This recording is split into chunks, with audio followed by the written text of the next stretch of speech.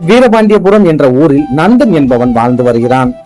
மிக பெரிய பேராசை பிடித்தவனான இவன் ஊரில் இருக்கும் அனைத்து சொத்துக்களும் தனது பேரில் இருக்க வேண்டும் என்ற எண்ணத்துடன் வாழ்ந்து வருகிறான். இதனால் மக்களுக்கு வட்டிக்கு பணம் கொடுக்கும் நந்தன் அவர்களால் அந்த பணத்தை திருப்பி கொடுக்க முடியாத ஒரு சூழல் வரும்போது கொஞ்சம் கூட இரக்கமே இல்லாமல் அவர்களிடம் இருக்கும் நிலத்தை எழுதி வாங்கிக் கொள்வான். இதனாலேயே அந்த ஊரில் இருக்கும் பெரும்பாலான நிலங்கள் நந்தன் பெயரிலேயே இருக்கிறது. ஆனாலும் கொஞ்சம் கூட பேராசை குறையாத நந்தன் இந்த உலகிலேயே மிகப்பெரிய பணக்காரனாக நாம் வாழ வேண்டும் என்ற ஆசையில் சிவபெருமானை நினைத்து தவம் இருக்க ஆரம்பிக்கிறான். 6 வருடங்கள் கடுமையான தவத்திற்கு பிறகு மனமிறங்கிய சிவபெருமானும் நந்தனுக்கு காட்சி கொடுக்கிறார். அப்போது சிவபெருமான் நந்தனை பார்த்து, மகனே, உனது தவத்தை யாம் மெச்சினோம். ஆகையால் உனக்கு என்ன வரம் வேண்டுமோ கேட்டு பெற்றுக்கொள் என்று கூறுகிறார். உடனே பேராசை பிடித்த அந்த நந்தன் சிவபெருமானிடம், எம்பெருமானே, நான் என்ன சொன்னாலும் அதை அடுத்த நொடியே செய்து முடிக்கக்கூடிய ஒரு வேலைக்காரனை தாங்கள் எனக்கு வரமாக தர வேண்டும் என்று கேட்கிறான்.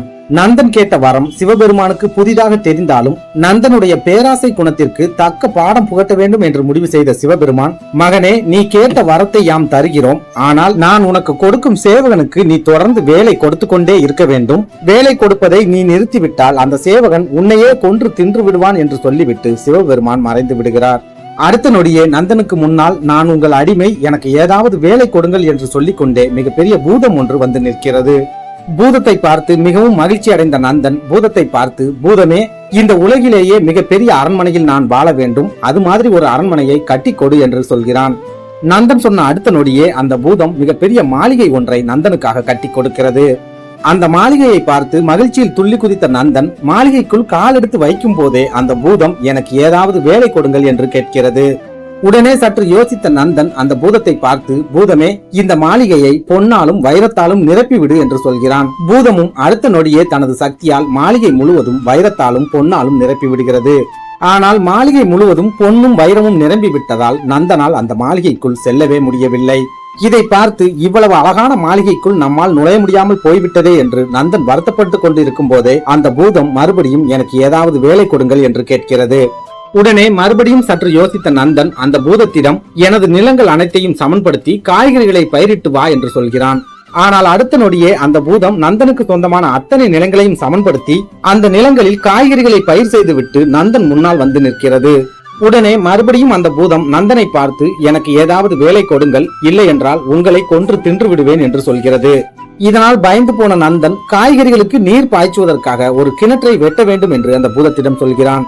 ஆனால் ஒரே நொடியில் அந்த பூதம் கிணற்றையும் உருவாக்கி கொடுத்துவிட்டு அடுத்ததாக எனக்கு வேலை தாருங்கள் என்று வந்து நிற்கிறது. அப்போதுதான் அவசரத்தில் முட்டாள்தனமான ஒரு வரத்தை சிவபெருமானிடம் வாங்கிவிட்டோம் என்ற உண்மை நந்தனுக்கு புரிய வருகிறது. இதனால் மிகவும் கவலை அடைந்த அவன் ஒவ்வொரு நொடியும் பூதத்திற்கு என்ன வேலை கொடுக்கலாம் என்று யோசிக்க ஆரம்பிக்கிறான். சாப்பிடுவதற்கும் தண்ணீர் குடிப்பதற்கும் கூட நேரம் இல்லாமல் பூதத்திற்கு வேலை கொடுப்பதை பற்றியே நந்தன் அனுதினமும் சிந்தித்துக் கொண்டிருக்கிறான்.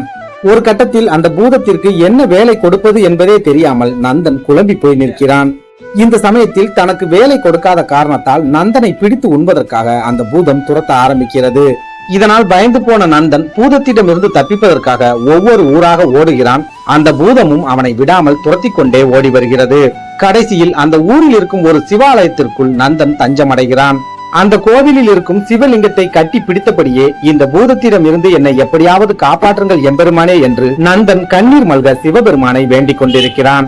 உடனே நந்தன் முன்னால் சிவபெருமான் தோன்றி, மகனே, நீ பக்தியில் சிறந்தவனாக இருந்தாலும் உனது பேராசையால் மிகவும் இழிவான ஒரு நிலைக்கு சென்று விட்டாய்.